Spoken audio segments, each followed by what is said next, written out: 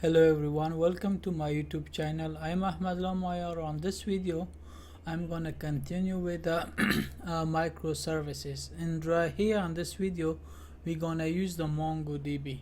So I already created classes like Mongo entity. You could go right here and I add all the whatever we're using on whatever is coming from the IIB SQL code. So you will capture it right here, and I create a class for it and call him Mongo entity. And right here what I did, I use a lot of getter annotation, getter, setter, toString, and this all come from a Lombok. So the first one, document annotation and collection, a Mongo identity. This annotation indicate this class is a MongoDB document, and I should be stored on a collection name Mongo identity. You could give them any name. So this add document is a part of a Spring Data MongoDB, and a collection is an attribute, attribute specify the collection name. And if you want to learn, you could go back to a Spring Boot, you could learn there. But this is the brief explanation, and this just only indicate this is the Mongo document and should be stored on a collection name MongoDB. And I use a toString, so this is a Lombok annotation that automatically generate toString method for this class, include all the field. So whatever this field it will create it, just say to add toString. And this one this is also Lombok annotation, this is also Lombok annotation. So the at getter Lombok annotation generate getter method for all the field is necessary. Like whatever it is, you could use add and they will create it. Add set, they will generate setter method. You could have more on that if you want, or either you delete that one. I just say document, date. Just you see the Lombok, just add this one, and this has combined all the annotation. You see right here, getter, setter, requirement, argument, toString, equal and hash code and value. It has all of that combined, like. And this is a add this indicate is a ID class. It's like a ID field as a primary key for the MongoDB document. You could also use object ID as a class that is provided by the Mongo driver to represent the unique identifier for the document and collection. You see, I use it right here. Add object. So they give me. I could add it. I could make it as a string. There's nothing wrong. Let's make it first time string, then remove it back to the add object. So this class I created because I wanna use it on a Mongo repository. I create another a package, name it repository, and I'll call them Mongo repository. And this is the interface. I created as an interface. This is just I created. You could also create it right here and call them class and pick the interface, give them name. I just give them this name, Mongo add repository. What I want to do, I want to extend my Mongo repository. When I use the extend, I want to inherit all the method and classes and field from the Mongo Mongo repository. From right here, I see Mongo repository, and there's a generic tab. You could click on it. If you want to read more about it, just press Ctrl and go right here. They provide you all the method, like basically all the map. You don't do anything. And also the implementation, all you do that pass the data right here, the implementation will take care of by them. If you want to go, you see they say create, read, write, because it's a CRUD repository. You could just open that one, and also they will tell you what is that what is does for you. See, return all the instance of the type. and you could read it, and you could come, you see save all, it will save it for you. You could open that one. Let's open that one, because I wanna see find by ID. If you use this method, because there's a lot existing by ID, find all, there's a lot of method, count, delete by ID. You could use all that on your, what do you call, on your interfaces. So this require, if you go back right here, this require generic type ID is a two parameter, T and ID. Let's copy and so use it right here. You will see, you see T, I will add it to my, I will add my this class. I want to use this class right here. That would be my complex type. They will map this one to a MongoDB. And ID, I want to use a string. Let's use the string. The ID, I will pass it as a string because because I picked this one string. If you come to Mongo, we pick this one string. You could turn it to object. We will turn it to object. So we don't do anything more than that. All you do is extend it. On some case, we will add some classes if we need it, but at this time I don't need it. So I will use all whatever it is on a Mongo repository. So at the same time, also on a services, if you open service, I create a Mongo service. All I did right here to create this class, I wanna add to wire it to what, to Mongo repository. I wanna add it to same Mongo repository. I wanna add let me close that, add to wire it. So right here I wanna create a class that just give this message and tell me is added successfully. For example, as I want excuse me, I want to create a class which I want to use message at this time. Let's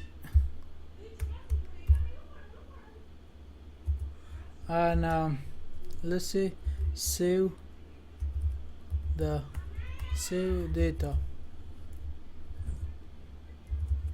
I wanna save data and I wanna pass the same identity class I created, Mongo, the class I created, and because I just like in add to wire it, I could use it, but I will do add to and dot.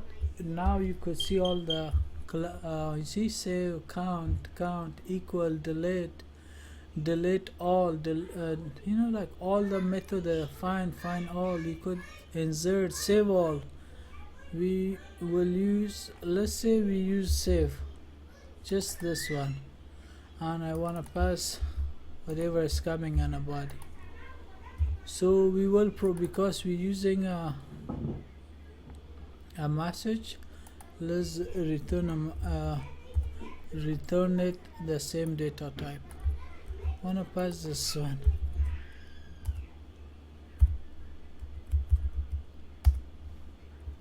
Say successfully added. That's all. So I create a class where I use my MongoDB.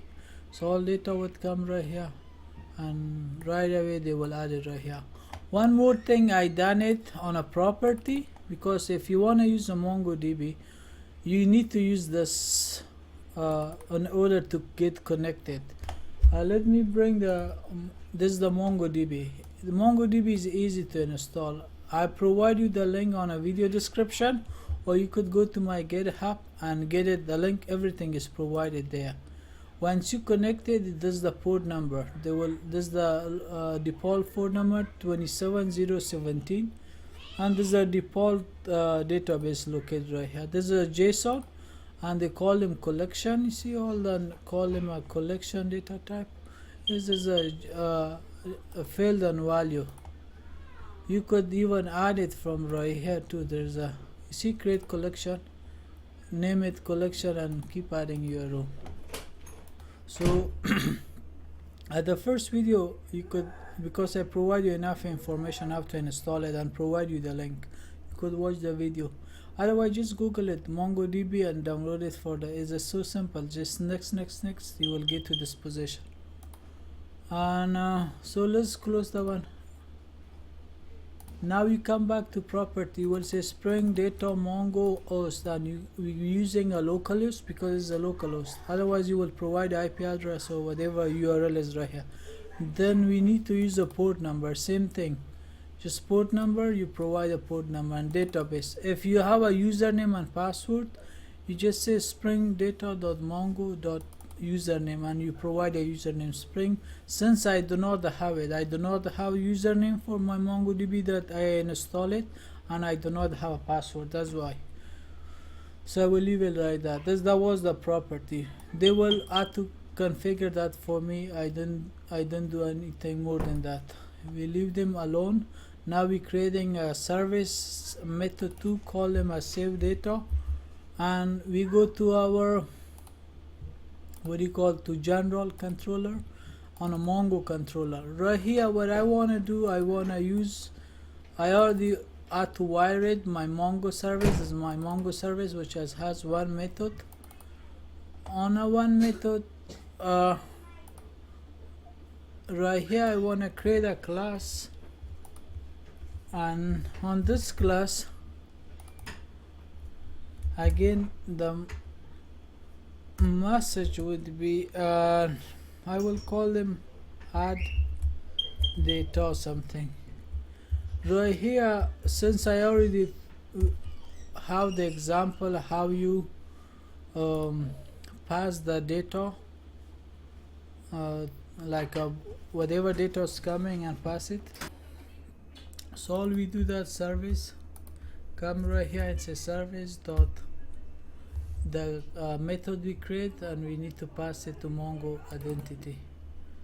And what we do that because we need to pass the data request body, and right here we're using a Mongo, and that would be a data whatever's, and we will pass it right here.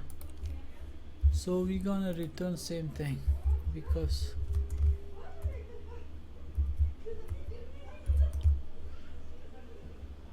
you could clean up your code, always a good idea, and reformat your code also.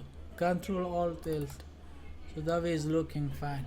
One more thing you could do, instead of writing this one right here, you could write it even right here and just say request mapping. Request, you see request mapping. You could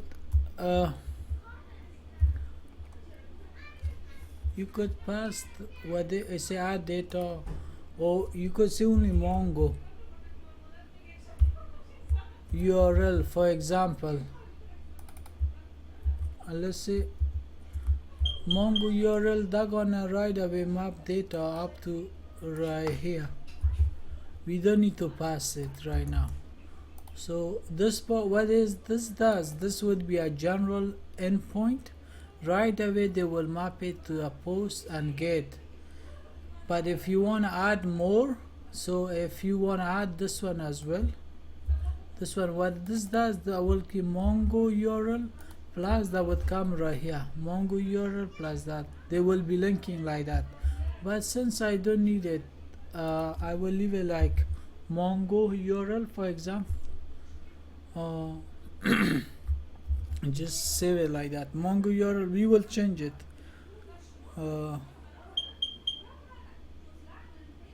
Let's say MongoDB URL, that makes sense. So save it. I will keep this one. I am gonna add all type of code to it, right? Response, identity, security to that. I make that one way advanced, so you could create another get, delete, find it. We might create a delete too, but we only focus on one. Once we complete this one to advanced code, then we're gonna copy that one, paste it, and do whatever to other. So let's test this one and see, and stop and run it. So I'm gonna create a JSON for this one, which I already done it, and right here I added, you see, this the pizza name, because this is a hard coding. We will receive it from our website. For right now, this is fine. The URL we provided on a general controller, we go right here and copy, and this is the, we will add it right here, MongoDB URL. So all we do that, send it. Hopefully it's okay. You see, successfully added. And let's see, and how should we see it? I should refresh it. Let's okay, refreshes right here. Now you see MongoDB, we successfully added. So what I will do, I'm gonna link this URL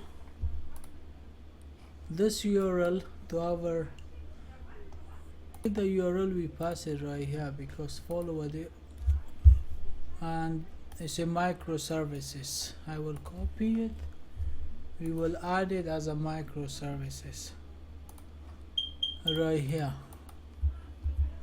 We will save it as a microservices, and we're gonna, let's retest it if it's working. You see it's not working, we're gonna stop and restart it. This should be stop and restart by itself, since we're using a dev tools. For some reason on IntelliJ, what do you call it, is not working fine, but on Eclipse it work fine. Okay, now is that successful? Refresh it. So now we have same thing, Margarita. So what I will do on next one, we gonna, now we create that one, so we will connect, we will send a request through our app and invoke the microservices and send it request and receive response right here, and send it back to our web pages. So on the next video also, I wanna make this code like, this code, I want to make it like on a advanced, because instead of message we want to say response identity and check if it's null, in case if this is null, and we will take all the exception and log it up like completely. We will make that one advanced level, and also we will create a get and get by ID. Two more method. I will not say delete or update. It's easy, you could do that, but I will only create two methods, get and save data. So you will get familiar get and save, and you could do the update and delete by yourself. So see you on the next video.